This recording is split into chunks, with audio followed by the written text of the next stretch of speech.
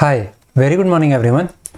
Madhya Pradesh daily current affair में हम बात करेंगे 21-22 फरवरी की सभी महत्वपूर्ण खबरों के बारे में जो एग्ज़ाम पॉइंट ऑफ व्यू से इम्पोर्टेंट है। ओके, चलिए तो शुरू करते हैं। हमारा पहला क्वेश्चन है, हाल ही में बांचा गांव देश का पहला सौर ऊर्जा आत्मनिर्भर गांव बना है। ये बांचा गांव किस जिले में स्थित है? अब देखिए, बांचा गांव जो है ये आपका, पहले तो इसका आंसर देख लेते हैं। इसका आंसर है सही बैतूल में। बैतूल जिले के अंतर्गत आपका ये बांचा गांव आता है, जो अभी हाल ही में पूरे देश का पहला सौर ऊर्जा आत्मनिर्भर गांव बन चुका है। ठीक है, तो कहाँ है ये? बैतूल में। बात की जाए बैतूल की, तो बैतूल कौन से संभाग के अंतर्गत आता है? तो बैतूल आता है आपका नर्मदापुरम संभाग में। ठीक है, कौन से संभाग में है? नर्मदापुरम संभाग में। और अभी मैंने कल के ही वीडियो में बताया है कि एक जिले का नाम चेंज हुआ है, जिस होशंगाबाद का नाम अब क्या होगा? नर्मदापुरम। और ये होशंगाबाद जिला भी नर्मदापुरम संभाग के अंदर ही आता है, जिसका नाम अब बदलकर नर्मदापुरम कर दिया गया है। पॉइंट क्लियर है? तो इसी संभाग के अंतर्गत बैतूल जिले का बांचा गांव जो है वो अब सौर ऊर्जा आत्मनिर्भर गांव बन चुका है, जो कि देश का पहला गांव है। अब देखिए, ये क्वेश्चन इंपॉर्टेंट क्यों हो जाता है? क्योंकि ये देश में पहला ऐसा गांव हुआ है जो पूर्ण रूप से सौर ऊर्जा आत्मनिर्भर गांव हो चुका है। पॉइंट क्लियर है? अब देखिए, बांचा बना देश का पहला सौर ऊर्जा आत्मनिर्भर गांव। बांचा गांव बैतूल जिले के घोड़ाडोंगरी तहसील, कौन सी तहसील? घोड़ाडोंगरी तहसील की खदारा ग्राम पंचायत का छोटा सा गांव है। और यहाँ पर 75 घर हैं जो अब पूर्ण रूप से सौर ऊर्जा पैनल से वहाँ पर बिजली की सप्लाई हो रही है। यहाँ पर सौर ऊर्जा के भंडारण के लिए बैटरी, सौर ऊर्जा से संचालित होने वाले रसोई और इंडक्शन चूल्हे आदि का उपयोग कर महिलाएं जो हैं वो खुद को प्रौद्योगिकी का अनुकूल बना चुकी हैं। अब ये जो बांचा गांव है, इसका जो चयन किया गया था वो IIT बॉम्बे के द्वारा किया गया था 2017 में, इस परियोजना के लिए कि एक गांव को पूर्ण रूप से सौर ऊर्जा से आत्मनिर्भर बनाया जाएगा। तो यहाँ पर पूरा जो काम किया है वो किसने किया है? आपका IIT बॉम्बे ने। पॉइंट क्लियर है? नाम याद रखेंगे, कौन सा गांव? बांचा गांव। ठीक है, जो कि अब देश का पहला सौर ऊर्जा आत्मनिर्भर गांव हो चुका है। और कौन से जिले के अंतर्गत है ये? तो ये आपका है बैतूल जिले में। पॉइंट क्लियर है यहाँ तक? चलिए, इसके बाद नेक्स्ट क्वेश्चन की बात करें। अगला क्वेश्चन है हमारा, मध्य प्रदेश का पहला पर्यटन ग्राम लाड़पुरा खास। अब देखिए, यहाँ पर बात हो रही है पर्यटन ग्राम की। लाड़पुरा खास का हाल ही में उद्घाटन किया गया है। ये किस जिले में स्थित है? तो देखिए, ये इसका जो सही आंसर है वो है आपका निवाड़ी। ठीक है, निवाड़ी जिले के अंतर्गत आपका लाड़पुरा खास एक ग्राम है, जो कि पहला पर्यटन ग्राम, कौन सा ग्राम? पर्यटन ग्राम बना है। अब देखिए, अगर आपसे पूछा जाए कि पहली पर्यटन शहर कौन सा है, तो वो शिवपुरी होता है मध्य प्रदेश का। लेकिन यहाँ पर पर्यटन ग्राम की बात हो रही है, तो पर्यटन ग्राम कौन सा बना है मध्य प्रदेश का पहला? तो वो है आपका लाड़पुरा खास, जो कि निवाड़ी। पॉइंट याद रखेंगे, कौन से जिले के अंतर आएगा लाड़पुरा खास? ये आता है आपका निवाड़ी जिले में। ठीक है, निवाड़ी जिले के ग्राम लाड़पुरा खास में प्रदेश के पहले पर्यटन ग्राम का उद्घाटन किया गया। ठीक, पॉइंट क्लियर है? देखिए, यहाँ पर ये उद्घाटन किया गया जहाँ पर नए नए इनोवेशन और उसके साथ में गांव को बहुत साज सज्जा के साथ और पर्यटन के अनुकूल बनाया गया है। चलिए, इसके बाद नेक्स्ट क्वेश्चन देखते हैं। नेक्स्ट क्वेश्चन है हमारा, मध्य प्रदेश हिंदी ग्रंथ अकादमी द्वारा प्रकाशित राष्ट्रीय शिक्षा नीति। अब ये इसी साल लॉन्च हुई है आपकी नई शिक्षा नीति जो है, जिसमें शिक्षा नीति में कुछ बदलाव किए गए हैं देश की। तो उस शिक्षा नीति के विविध आयाम पर केंद्रित रचना पत्रिका का नाम क्या है? रचना पत्रिका का विमोचन किसके द्वारा किया गया है? तो इसका सही आंसर है डॉक्टर मोहन यादव। डॉक्टर मोहन यादव जो हैं वो उच्च शिक्षा मंत्री हैं मध्य प्रदेश के, उनके ही द्वारा रचना पत्रिका, जो कि राष्ट्रीय शिक्षा नीति पर आधारित है, मध्य प्रदेश हिंदी ग्रंथ अकादमी के द्वारा प्रकाशित की गई है, उसका विमोचन किया गया है। ठीक है, पॉइंट क्लियर है?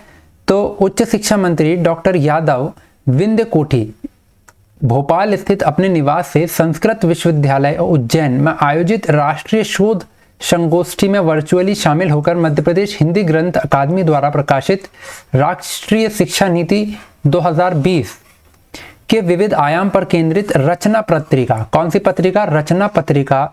पत्रिका का नाम याद रखेंगे और कौन प्रकाशित किया है, तो इसको प्रकाशित किया है मध्य प्रदेश हिंदी ग्रंथ अकादमी के द्वारा प्रकाशित किया गया है। रचना पत्रिका किस पर आधारित है? राष्ट्रीय शिक्षा नीति 2020 पर। डॉक्टर यादव ने यह कहा है कि रचना पत्रिका जो है वो युवाओं को राष्ट्रीय शिक्षा नीति को समझने में उपयोगी होगी। राष्ट्रीय शिक्षा नीति युवाओं को अधिकाधिक रोजगार से जोड़ने में सहायता करेगी। पॉइंट क्लियर है? तो यहाँ पर याद रखने वाली कौन सी चीज है? मध्य प्रदेश हिंदी ग्रंथ अकादमी के द्वारा राष्ट्रीय शिक्षा नीति पर आधारित एक पत्रिका जिसका नाम है रचना का विमोचन उच्च शिक्षा मंत्री डॉक्टर मोहन यादव के द्वारा किया गया है। पॉइंट क्लियर है? अब यहाँ पर बात आई है हिंदी ग्रंथ अकादमी की। तो देखिए हिंदी ग्रंथ अकादमी जो है ये आपकी भोपाल में स्थित है। पहला पॉइंट कहाँ पर स्थित है? भोपाल में, और इसकी स्थापना हुई है 1969 में। पॉइंट क्लियर है? कहाँ पर स्थित है? भोपाल में स्थित है और 1969 में इसकी स्थापना हुई है। स्टैटिक जीके में इतना पॉइंट याद रखेंगे, ठीक है। चलिए इसके बाद नेक्स्ट क्वेश्चन पे हमारे आगे बढ़ते हैं। तो अगला क्वेश्चन है हमारा कि हर्ष चौहान को राष्ट्रीय अनुसूचित जनजाति आयोग का नया अध्यक्ष बनाया गया है। इनका संबंध मध्य प्रदेश के किस जिले से है? इसका जो आपका सही आंसर है वो है आपका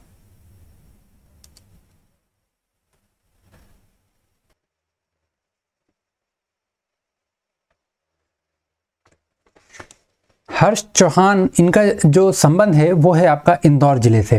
पॉइंट क्लियर है? तो इनका संबंध कहाँ से है? इंदौर जिले से, जिनको अभी हाल ही में राष्ट्रीय जनजाति आयोग का अध्यक्ष नियुक्त किया गया है।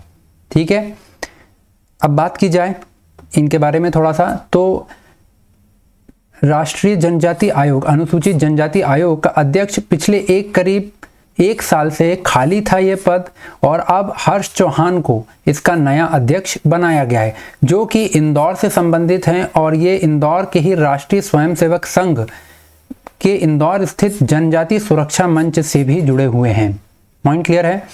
तो यहाँ पर आपको नाम याद रखना है। ये MPPSC के हिसाब से बहुत इंपॉर्टेंट क्वेश्चन हो जाता है, क्योंकि MPPSC ने इस साल जो सिलेबस चेंज किया है उसमें उन्होंने आयोग लगभग 10-11 आयोग उसमें इंक्लूड किए हैं, उनमें से राष्ट्रीय अनुसूचित जनजाति आयोग भी है। तो उस लिहाज से ये क्वेश्चन इंपॉर्टेंट हो जाता है।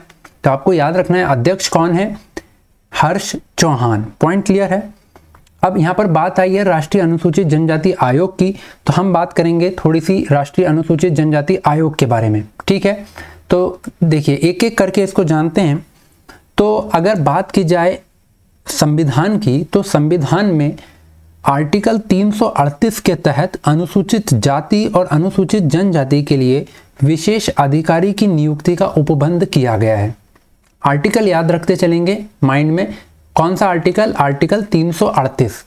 338 के तहत अनुसूचित जाति और अनुसूचित जनजाति के लिए विशेष अधिकारी की नियुक्ति का उपबंध किया गया है भारतीय संविधान में। ये पॉइंट क्लियर है? इसके बाद बात की जाए तो 1978 में आपका कैबिनेट के प्रस्ताव के द्वारा सबसे पहले एक आयोग गठित किया गया। कब? 1978 में कैबिनेट का एक प्रस्ताव आया और उस प्रस्ताव के साथ ही एक आयोग का गठन किया गया अनुसूचित जाति और अनुसूचित जनजाति के लिए।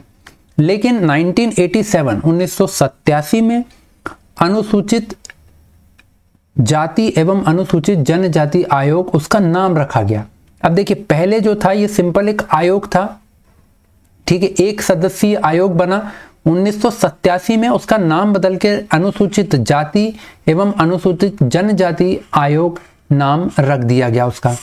ठीक है, इसके बाद आपका 1990 में 65वें संविधान संशोधन के द्वारा इस आयोग को बहुसदस्यीय आयोग बना दिया गया। देखिए ईयर याद करते चलेंगे। सबसे पहले क्या हुआ?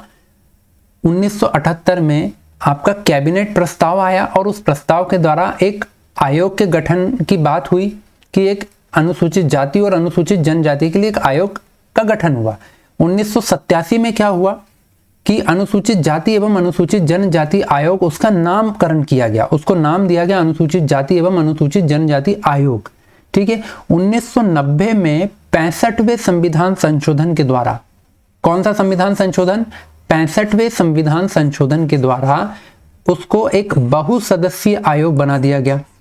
1990 से पहले ये एक सदस्यीय आयोग था, एक विशेष अधिकारी होता था इस आयोग में। ठीक है। लेकिन 65वें संविधान संशोधन के बाद से इसको बहुसदस्यीय आयोग बना दिया गया 1990 से।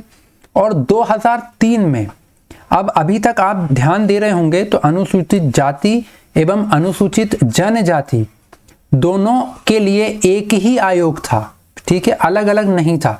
लेकिन 2003 में 89वें संविधान संशोधन के द्वारा दोनों को अलग अलग कर दिया गया। 89 संविधान संशोधन आया और आयोग जो है वो दो भागों में बंट गया, एक राष्ट्रीय अनुसूचित जाति आयोग और दूसरा हो गया राष्ट्रीय अनुसूचित जनजाति आयोग। ठीक है, तो पहले के लिए आ गया आपका आर्टिकल 338 राष्ट्रीय अनुसूचित जाति आयोग और 338 ए जो 89वें संविधान संशोधन के बाद आया राष्ट्रीय अनुसूचित जनजाति आयोग। पॉइंट क्लियर है? दोनों आर्टिकल नंबर याद रखेंगे, 338 338 ए। अगर बात की जाए एससी की तो एससी के लिए है 338, बात की जाए एसटी की शेड्यूल ट्राइब के लिए है 338 ए। पॉइंट क्लियर है? या 338 का।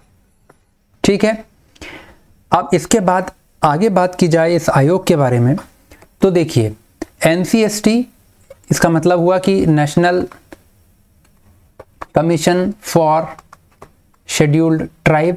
ठीक है, राष्ट्रीय अनुसूचित जनजाति आयोग। अब बात की जाए तो इसमें देखिए एक सदस्य, एक अध्यक्ष होता है, एक अध्यक्ष, एक उपाध्यक्ष और 3 सदस्य। टोटल 5 मेंबर का यह आयोग है, एक अध्यक्ष, एक उपाध्यक्ष और 3 सदस्य। ठीक है, और ये सभी जो है वो राष्ट्रपति के द्वारा नियुक्त किए जाते हैं और इनकी सेवा शर्तें और कार्यकाल का निर्धारण भी राष्ट्रपति के ही द्वारा किया जाता है। ठीक है, तो याद रखेंगे नियुक्ति कौन करता है? राष्ट्रपति। पॉइंट क्लियर है?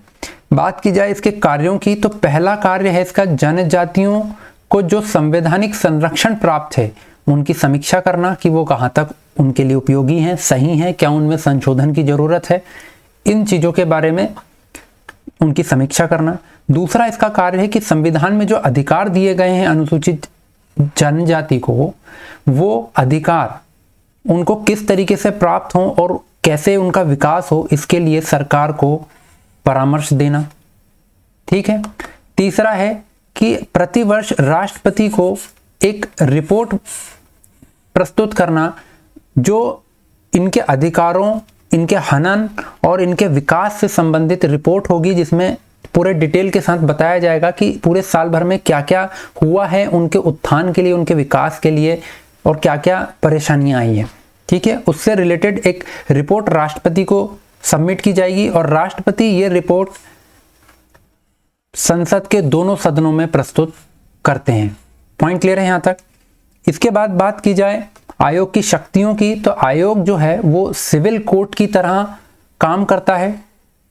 राष्ट्रीय अनुसूचित जनजाति आयोग जो है वो एक सिविल कोर्ट की तरह काम करता है। अब सिविल कोर्ट का मतलब क्या होता है कि सिविल कोर्ट मतलब देश में किसी भी व्यक्ति को किसी भी जगह पर समन भेजा जा सकता है। ठीक है, दूसरा साक्ष्यों की खोज के लिए किसी भी डिपार्टमेंट से रिक्वायर्ड डॉक्यूमेंट या जो भी साक्ष्य जरूरी होते हैं उनको मांगा जा सकता है। ये सिविल कोर्ट का काम होता है। तो यहाँ तक पॉइंट क्लियर है? राष्ट्रीय अनुसूचित जनजाति आयोग में इतने पॉइंट क्लियर हैं। ठीक है, इतने इंपॉर्टेंट है स्टैटिक जीके के पॉइंट से।